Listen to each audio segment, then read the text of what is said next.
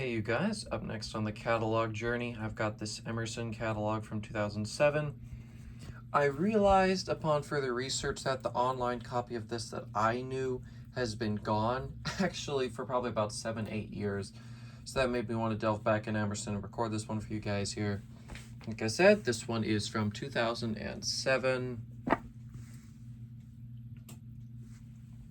So we'll jump right on in here. This was one of the first older Emerson catalogs I'd seen, and it really did make me fall in love with the brand here. This was, of course, right around when the stupid E-Pack thing was going on that made us switch to a lot of stupid candelabra bulbs.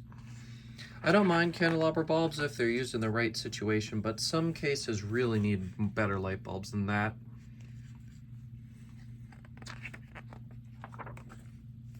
So right now they're just going through the information as they usually do at the start of the catalog here.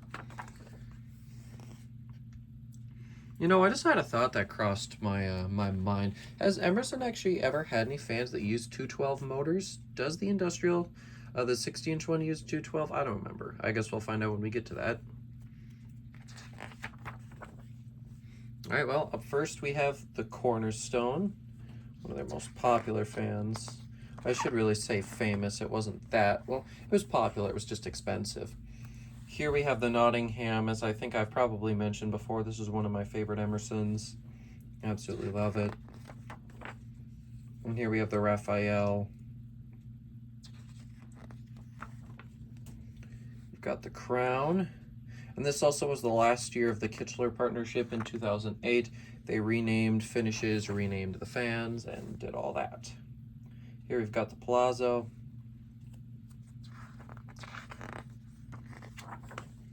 We've got the Castilla. I obviously kind of like the look of this one. Shame it didn't last into the Kichler side of things. Here we've got the Fluorescent. I also really do like this one. We've got the Lorraine. Got the Chateau Royale. Definitely was designed to compete with Craft Made, although probably better quality. Here's the Zurich. And the Buckingham. I really do like the Buckingham. It's a good looking fan. Here we've got the Odyssey.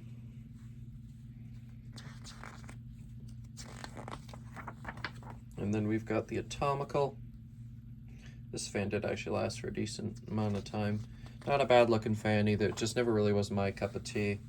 The structures, on the other hand, though, I really do love this fan. I love the coordinating Kichler light fixtures for it too. Here's the Sturbridge. I also really like this one. Shame this one did not make it into the Kichler side of things. Here we've got the Midway 2.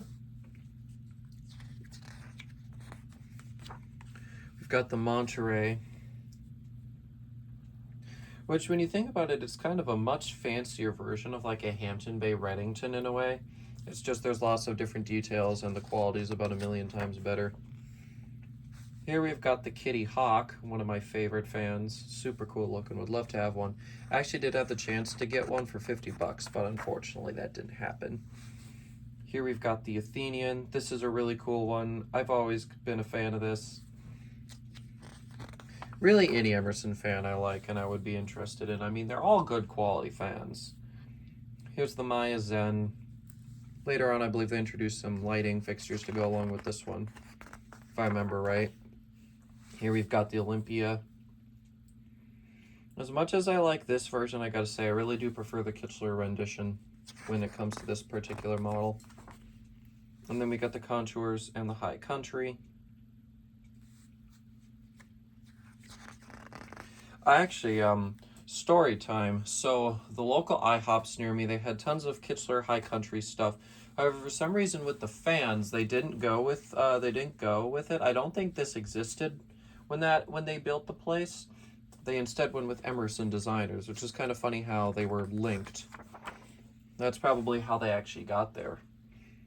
They either picked one or the other and were like, oh, well, this company works with the other company. We'll go with this. Anyways, here's the Larissa. Definitely quite a big difference between this one and the one in the catalog, if I can remember right. And by catalog, I mean the Kichler catalog. Here you've got the Mariel. I do really like this one too. We have the Banff. I also really like this model. Here's the Premium. Now, one interesting thing to note about this particular year is that polished brass is not listed in the catalog, although it was actually available. Not too sure what the deal with that was because it was in the 2008 catalog, as you guys might recall, so not too sure why that happened. Either they did discontinue it and bring it back a year later, but I highly doubt that. Here's the Apollo. I mean, the fact that the Apollo has it, I think that they just, you know, were being silly. Here we've got, like I said, the Apollo, one of my favorites. Here is the Designer Remote. And the regular Designer.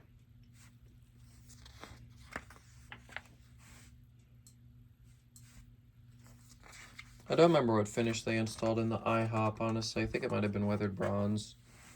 Here we've got the Northwind.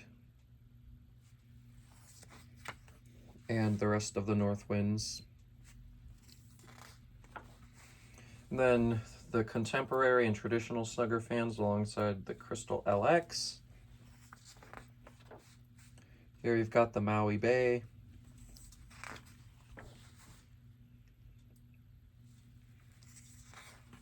Here we got the Westfield. I always kind of like the look of this one. And we got the Devonshire. Kind of like an outdoor Zurich in a way. Got the Mariel Portico. Got the Summer Night, which is basically the outdoor Northwind. And then the smaller Summer Night. And then the Wet Location, which is basically an outdoor Designer. And then we have the Pro Series.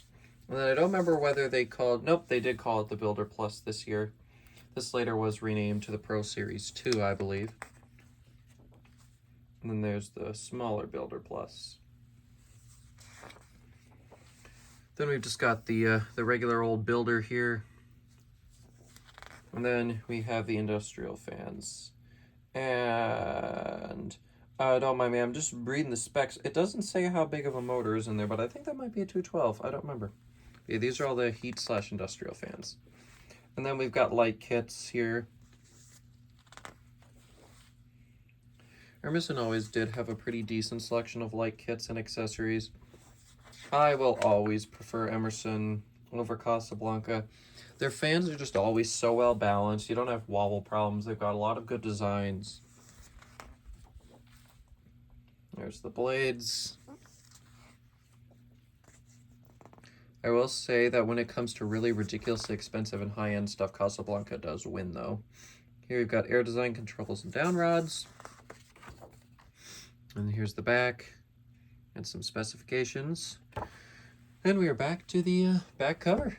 So I sure hope you guys enjoyed this video. I just figured you guys would like to see this one since there's no longer a 2007 Emerson catalog anywhere around here. So yeah, thanks for watching, and I'll see you in the next one. Goodbye.